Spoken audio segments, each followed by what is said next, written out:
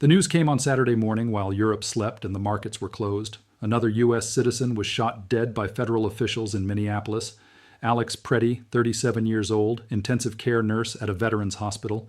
The second death in less than 3 weeks after Renee Good on January 7th. The National Guard has been activated. Thousands are in the streets, and Congress is facing a decision that will change everything. In 4 days, federal government funding expires on January 30th, and the Democrats have drawn a line. They will not sign a law that funds the agents who fired these shots. The House of Representatives passed the funding bills last week, but the Senate still needs to approve them. And with Minneapolis in flames, a compromise has become politically impossible. If a Democrat votes for this law now, their career is over. If a Republican votes against it, their base revolts. It's a stalemate written in blood. But this is not just a political crisis, it is a liquidity crisis. And the numbers I'm about to show you will explain why silver just broke through the $100 mark and why gold is recording its best weekly result since March 2020. Let me show you what's really happening, what the mainstream media won't explain. Here's the point I need to make clear right now. There is one factor that will determine whether we experience a controlled retreat or a complete system collapse. But first, let me show you the mechanics of this crisis. The American national debt stands at $38.4 trillion. That's not a typo. The Joint Economic Committee of Congress released the figures last week. The debt-to-GDP ratio is now at 120%, a level that economists have been calling a red line for decades. Janet Yellen, the former Treasury Secretary, recently warned of something experts call fiscal dominance. This means that the debts have become so large that the interest payments themselves have an inflationary effect. Interest payments have just exceeded the $1 trillion mark per year. That's more than the entire defense budget. Every day, $8 billion in new debt is added, $334 million every hour, $5.5 million every minute. The Peterson Foundation, a nonpartisan budget watchdog organization, says that America is accumulating debt faster than ever before outside of a pandemic. And now another shutdown is looming, but this one is different from all the previous ones. Last October, the U.S. experienced the longest government shutdown in its history, 43 days. The Treasury Department was closed. The data agencies went dark. No inflation figures, no labor market data. The Federal Reserve had to fly blind. And now we are facing the same precipice again. What I just showed you, the debt figures, the shutdown mechanics, that's just the surface. That's what I can show in a YouTube video. But there are deeper layers beneath. The exact SOFR data for the last 90 days and what it reveals about banking system liquidity. Which central banks are currently accumulating gold and in what quantities.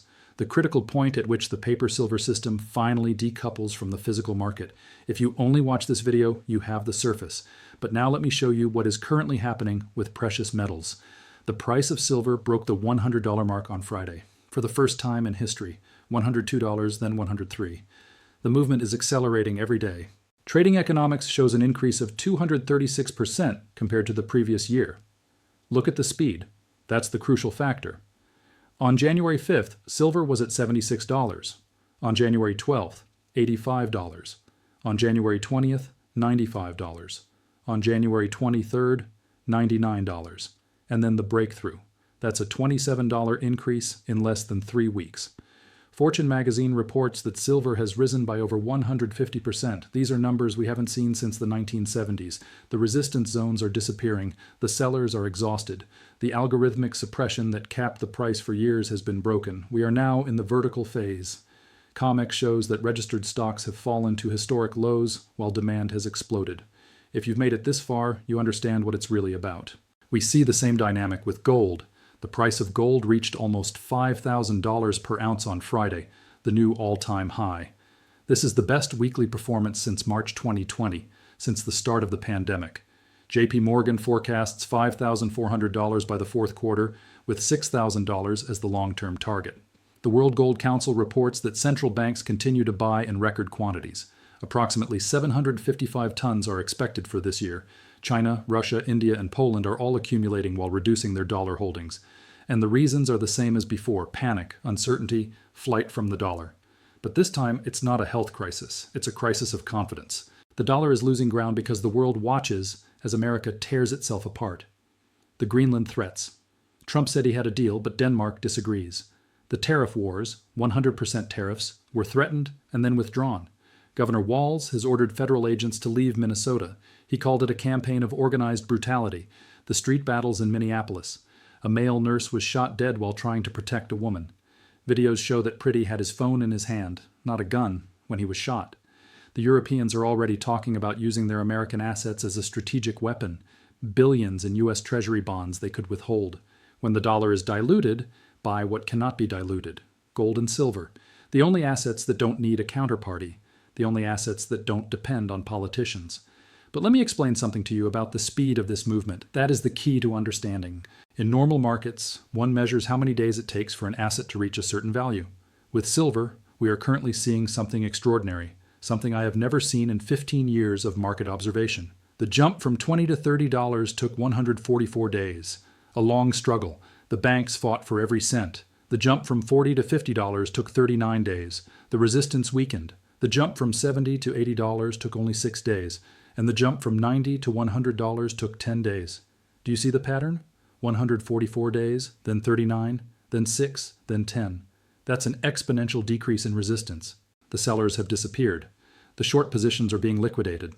A historic short squeeze is currently underway, driven by physical demand and Chinese export restrictions. China announced new export controls for strategic materials at the beginning of the year, and this also affects silver. Industrial demand for solar modules, electronics, and electric vehicles exceeds production by hundreds of millions of ounces per year, and the acceleration will continue because there is practically no resistance between $100 and $110. Nobody has ever sold at this level. It is blue territory, unknown terrain. And this is where the psychological factor comes into play, amplifying everything. In a crisis, silver behaves like a so-called Giffen good. This is an economic phenomenon where demand increases when the price increases. Why? Because people see the rising price and think the currency is dying. The higher the price rises, the more panic ensues, and the more people buy. At $20, silver was an investment. At $100, it's survival protection. Psychology has shifted from greed to fear, and fear is a much stronger motivator than greed. But let's look at what's happening beneath the surface of the banking system, because that's where the real danger lies. There is a technical indicator that almost no one pays attention to, but which has predicted every crisis of the last 20 years. It is called the liquidity spread, the difference between the SOFR and the IORB rate. SOFR is the rate at which banks lend money to each other, real money, the heartbeat of the private market. IORB is the rate the Fed pays banks to park their money at the central bank, artificial money. In a healthy system, these two numbers move together. The spread should be close to zero. But if the spread widens, it means that the banks no longer trust each other. They are hoarding liquidity. They are refusing to lend money to other banks. They are looking at the looming shutdown. They are looking at the chaos in Minneapolis, and they are saying the risk is too high. We saw this in 2008, shortly before Lehman Brothers collapsed. We saw this in March 2020 when the pandemic broke out, and we are seeing it again now, exactly 4 days before the government may turn off the lights. In a liquidity event, almost everything is sold. Stocks are sold. Bonds are sold. Bitcoin is sold.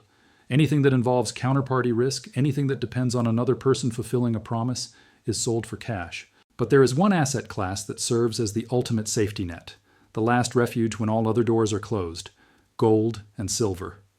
Metals that don't need a credit rating. Metals that don't need a government to function. If JP Morgan no longer trusts Citibank, if they no longer accept Treasury collateral, they will still accept gold. They will still accept silver, because metal doesn't need a guarantee. Metal is simply there. That's why we see this divergence. Normally, in a crash, everything collapses, at least initially. But this time, silver is rising while liquidity is drying up. This tells us that the market has already identified the winner. The market knows that if a data blackout occurs and liquidity freezes, the only safe haven lies outside the banking system. What does that mean for you? What should you do this week? This week will be volatile, perhaps the most volatile week since the start of the pandemic. You will see things that will test your beliefs, headlines that spread panic, price movements that instill fear. There will be moments, perhaps tomorrow morning, perhaps on Wednesday, when the price of silver could fall by $5 in 5 minutes. You'll see a red candle that looks like a waterfall, and the voice in your head will scream, "Sell. Take the profit. Get out before it crashes."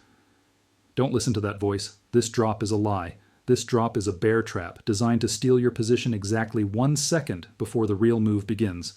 Remember the velocity data. The market moved from $90 to $100 in just 10 days. This kind of momentum doesn't turn around in a heartbeat. This is the momentum of a freight train. If the price drops, It's only because a desperate bank is trying to cover its short position before the lights go out on Friday. They're trying to shake you out of your position so they can take your place on the lifeboat. Don't give it up. Hold your position. Understand the game. The closer we get to Friday, the more the panic will intensify. On Monday, the market will be worried. On Wednesday, the market will be in a panic. By Friday afternoon, if there is no deal, and with Minneapolis in flames, the market will go into full liquidation mode. Stocks will be sold, bonds will be sold, and that money has to go somewhere. It can't go into cash because the Fed is going to pump trillions into the vacuum of data blackouts. It has to go into hard assets, the only thing that doesn't need a government agency to have value. Prepare yourself. Check your position. Check your physical holdings. Turn off the noise of the mainstream media, because they will tell you until the very last minute that everything is under control. They will tell you the shutdown is just theater.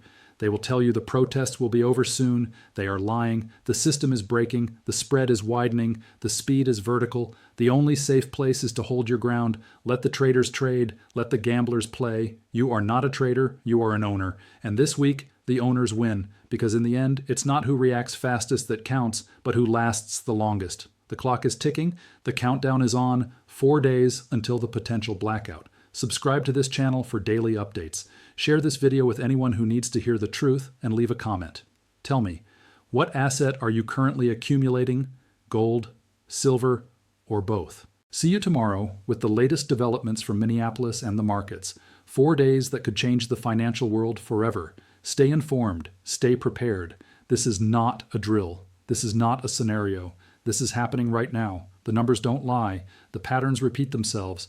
And those who are prepared will weather this crisis. Those who are unprepared will wonder why no one told them the truth. You have now heard the truth.